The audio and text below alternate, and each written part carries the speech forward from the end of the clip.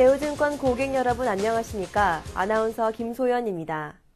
애널리스트에게 듣는다. 오늘은 지주회사에 대한 여러분들의 궁금한 점을 알아보도록 하겠습니다. 대우증권 지주회사를 담당하고 계신 정대로 애널리스트를 모시겠습니다. 안녕하세요. 네, 안녕하세요. 정대로입니다. 네, 최근 지수 변동성이 심해지면서 지주회사에 대한 관심이 높아지고 있는데요. 그럼 지주회사란 어떤 기업을 말하나요? 네, 지주회사란 한마디로 말씀드리면 자회사를 관리할 목적으로 세워진 회사라고 보시면 되겠습니다. 이제 흔히 많이 들어보셨던 LG, SK, 두산, CJ그룹의 그 지주회사 해당되는 회사를 이제 확인할 수 있을 텐데요. 지주회사의 성립 근거는 공정거래법에 있었습니다. 99년도에 공정거래법이 한 차례 개정이 되고 거기에서 지주회사의 설립할 수 있는 근거를 법률적 근거죠. 그걸 마련함으로써 비로소 2003년에 우리나라의 최초의 지주회사인 LG가 출범을 하게 되었습니다. 자회사 주식을 이제 직접적으로 소유함으로써 자체 사업을 하는 곳도 있고 안 하는 곳도 있지만 대부분의 업무가 자회사의 관리 목적입니다. 서두에 말씀드렸던 것처럼 이제 IMF 외환위기 이후에 이제 너무 순환출자다 해서 얽혀있는 그런 그룹의 구조들을 좀 풀고자 이제 법적 근거를 우리나라에서 만들었습니다. 그래서 LG, SK, GSC 등이 이제 지주회사를 전환했고요. 이제 두 가지 형태를 나눌 수 있겠는데 바로 이제 금융지주회사랑 일반 지주회사입니다. 금융지주라 하면 이제 KB, 신한지주 같이 은행업을 자회사로 두는 회사를 말씀드릴 수 있겠고요. 이제 일반 지주라면 이제 말씀드렸던 LG나 SK, 두산 같이 제조업 기반의 자회사를 보유하고 있는 지주회사를 이제 이해하실 수 있겠습니다. 이제 일반 지주회사를 좀 더 깊게 들어가 보면 두 가지 타입이 있습니다. LG같이 자회사를 순수하게 관리할 목적으로 세워진 일반 순수 지주회사가 있을 테고요. 두 번째는 두산같이 자체 사업도 영위하면서 자회사를 관리 목적으로 또 세워진 회사를 들 수 있겠습니다. 이렇게 지주회사는 본연의 업무보다는 자회사를 어떻게 키워나갈 것인지 고민하고 그에 따른 신사업을 추진시키고 내지는 나아가게 할 그런 경영 전략들을 제시할 수 있는 그런 회사라고 이해하시면 될 것 같습니다. 네, 그룹 전체 전략 집행자 역할을 하는 것이 바로 지주회사 역할이었군요. 잘 들었습니다. 그러면 지주회사의 경우 그동안 각종 규제에서 자유롭지 못했던 걸로 알고 있는데요. 2012년 상반기 부각될 수 있는 이슈 사항들에는 어떤 것들이 있나요? 네, 앞서 말씀드렸던 지주회사의 성립 근거 자체가 법률로 의해서 좌지우지 되기 때문에 규제에서 자유로울 수 없습니다.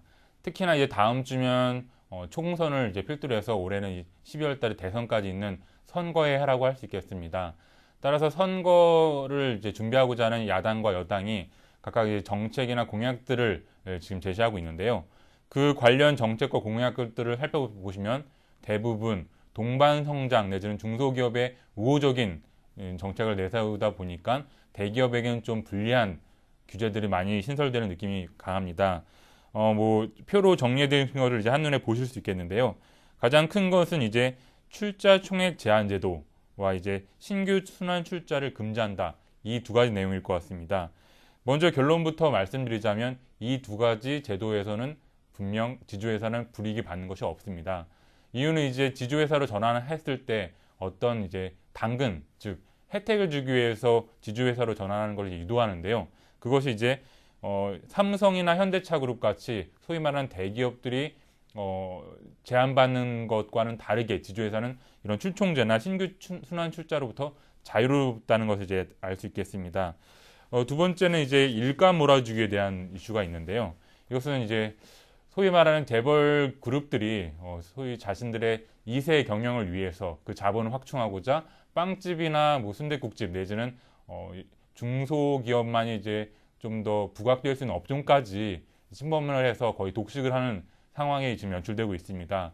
따라서 이것을 이제 규제하고자 그런 관련 법들을 많이 내세우는데요. 이것은 대기업뿐만 아니라 지주회사로 전환한 LG나 SK 같은 경우도 마찬가지 해당 사항일 것입니다.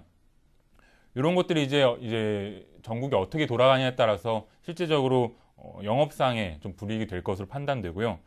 세 번째는 지주회사 요건 강화라는 내용이 있습니다. 이것은 이제 새누리당을 제외한 야당 쪽에서 좀 더 강하게 드라이브를 걸고 있는 정책인데요.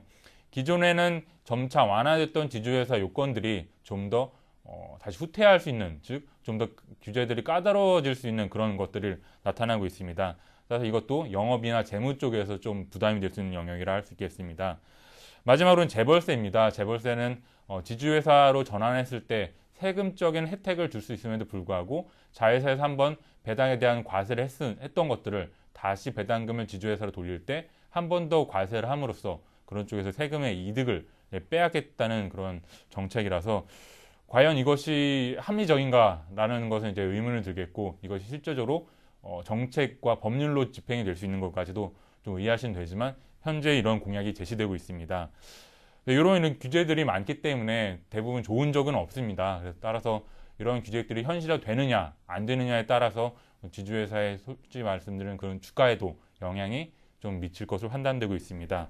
마지막으로 전체적으로 말씀드릴 것이, 이런 규제로 인해서 삼성이나 현대차그룹 같은 2세, 3세 경영을 준비하는 대기업들에서도 이제 이른바 순환주차를 끊어야 되는 그런 이제 지배구조를 갖춰야 되기 때문에 이런 측면에서 수혜받는 종목과 뭐랄까요, 다시 반사이익을 받는 업종 간의 수혜들을 좀 눈여겨봐야 될 것으로 판단되고 있습니다.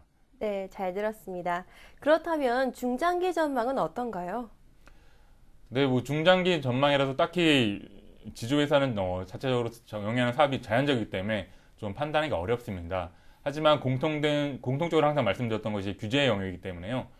우리나라는 99년도 공정거래법 개정안에서 이미 지주회사의 법적 근거를 마련해주고 점차 규제를 완화해주는 추세였는데 불구하고, 이렇게 지금 민심이나 여론 쪽에서 대기업이 너무 독식을 한다는 그런 부정적인 견해 때문에 다시 규제로 올가매는 느낌이 강합니다. 따라서 이것은 좀 일시적이라고 판단하고 있고요. 지주회사를 이제 올가맬 수 있는 규제는 전 세계적으로 우리나라 일본밖에 없습니다. 이미 미국이나 프랑스 같은 서방 선진국 같은 곳에서는 이제 사전적이나 사후적으로 규제가 거의 없는 상태입니다. 따라서 우리나라도 이러한 규제 완화의 흐름으로 진행될 것이라 보고 있고요. 세금에 따른 혜택뿐만 아니라 뭐랄까요, 신규 사업을 진출하는데도 플러스 알파의 좀 규제를 마련해주지 않을까 하는 조심스러운 예측을 한번 해보고 있습니다. 네, 지주회사에 대한 정부 규제가 점차 완화될 것이라고 전망해 주셨습니다.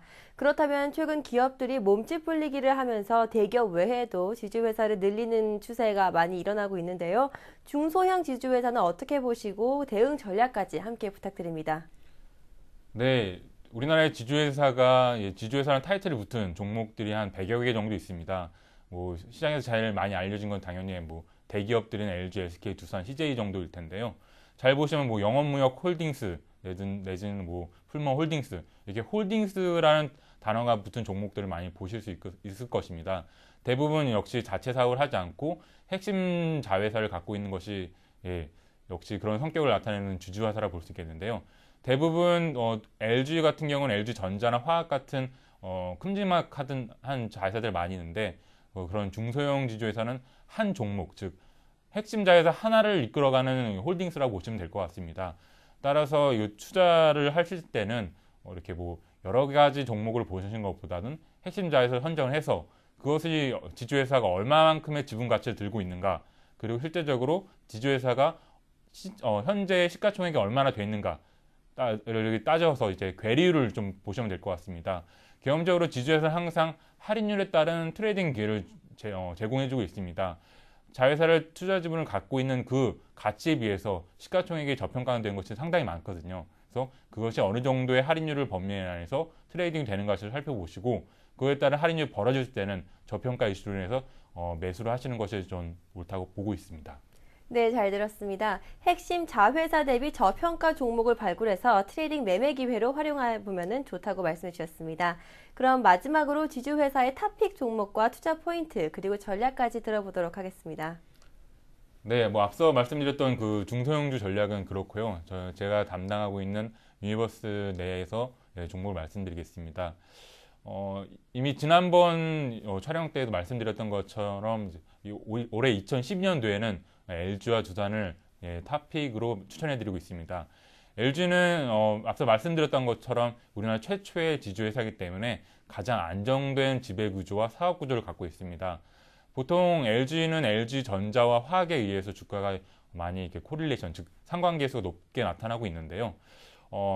하반기로 갈수록 화학도 이제 안정적으로 이제 매출, 영업실적이 나타날 것 같고, 전자도 지난해 부진에서 탈피해서 이제 기대감뿐만 아니라 숫자 측면에서, 즉 영업실적 측면에서 하반기로 갈수록 올림픽 특수효과 내지는 여름철 이제 에어컨 판매 특수효과 같은 것들이 기대되기 때문에 이에 따른 주가 상승은 온전히 주 LG로 연결되어 있다는 판단입니다. 더불어 이제 말씀드릴 수 있는 게 두산인데요. 두산 역시 뭐니 해도 이제 중국 쪽 수혜주라고 볼 수 있겠습니다. 하반기로 갈수록 중국 긴축에 대한 완화의 흐름이 이제 가시적으로 나타날 것으로 보고 있습니다. 그러면 이제 인프라 투자도 이제 활발할 것으로 예상이 되고요. 따라서 이에 따른 굴삭기 시장도 완연하게 돌아설 것으로 보고 있습니다. 이에 따른 수혜는 이제 두산 인프라콘뿐만 아니라 핵심 자회사 모멘텀 플러스 자체 사업의 성장성도 부각이 되기 때문에 오히려 전 두산을 더 인프라코어나 뭐 중공업 대비해서도 크게 아웃퍼폼할 수 있다는 여지를 나타난다고 판단하고 있습니다. 네, 지주회사 탑픽 종목으로는 두산과 LG를 추천해 주셨습니다. 여러분들도 투자에 참고하셔서 좋은 성과 거두시기 바랍니다. 오늘 좋은 말씀 해주신 정대로 애널리스트님께 감사드립니다. 네, 오늘은 지주회사에 대해 알아봤습니다. 지주회사 관련주들이 최근 시장에서 약세 흐름을 보이고 있지만 그룹 전체 실적을 견인해 시너지를 낼 수 있을 뿐 아니라 점차적인 정부 규제 완화로 향후 탄력적 주가 상승을 기대해 볼 수 있을 것 같습니다. 오늘도 고객 여러분들의 많은 참여와 성원에 감사드립니다. 고맙습니다.